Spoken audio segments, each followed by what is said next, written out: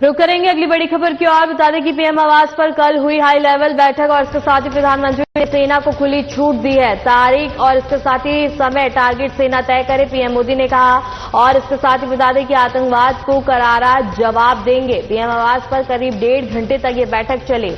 इस वक्त की बड़ी खबर है, जहां बता दें कि बैठक हुई और बता दें कि पीएम आवास पर कल हाई लेवल बैठक हुई और प्रधानमंत्री नरेंद्र मोदी ने सेना को खुली छूट दी है। और इसके साथ ही कहा गया है कि तरीका, समय और टारगेट आपको तय करना है और इसके साथ ही आतंकवाद को खत्म करने के लिए करारा जवाब दिया जाएगा। इसी खबर पर एक बार फिर से रुक करेंगे हमारे संवाददाता अजीत का। अजीत, क्या कुछ जानकारी है? कल हाई लेवल बैठक हुई और इसके साथ ही सेना को खुली छूट दी गई है।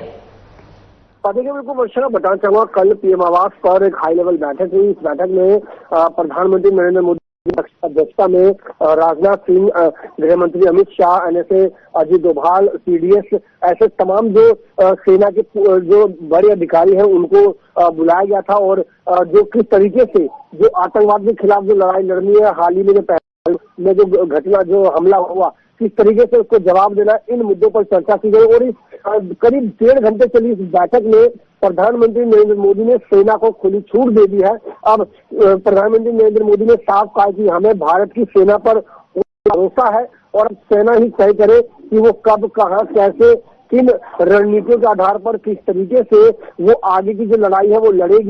तो साफ तौर पर कहा जा सकता है कि अब प्रधानमंत्री नरेंद्र मोदी ने भारतीय सेना पर भरोसा जताते हुए भारतीय सेना को खुली छूट दे दी है। और अब ये कहा जा सकता है कि इसके बाद अब जो प्रधानमंत्री नरेंद्र मोदी हैं वो किसी भी तरह से भारतीय सेना के साथ बैठक नहीं करेंगे, क्योंकि बैठक अब जरूरी नहीं है, क्योंकि साफ तौर पर कह दिया गया है कि भारतीय सेना को खुली छूट है।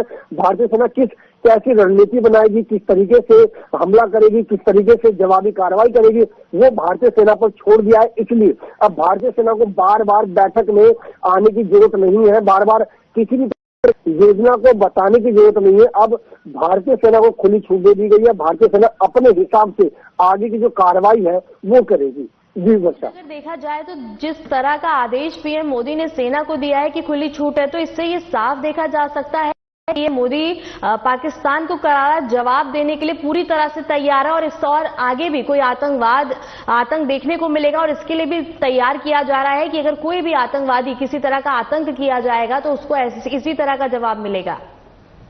निश्चित तौर पर वर्षा, जिस तरीके से प्रधानमंत्री नरेंद्र मोदी ने भारतीय सेना को खुली छूट दी है, इसमें साफ संदेश देने का प्रयास किया गया है कि सबसे पहला, जैसा कि उन्होंने बोला भी है कि उन्हें भारतीय सेना पर पूरा भरोसा है। साफ संदेश है कि भारतीय सेना को खुली छूट का मतलब है कि भारतीय सेना अपने स्वतंत्र होकर के तमाम जो फैसले हैं वो ले सकेगी कि किस तरीके से आक्रामक जो तेवर है वो दिखाना है, किस तरीके से आक्रमण करना है, वो भारतीय सेना खुले स्वतंत्र होकर के वो अपना फैसला ले सकती है। तो किसी भी तरह के राजनीतिक दबाव में आने की जरूरत नहीं है।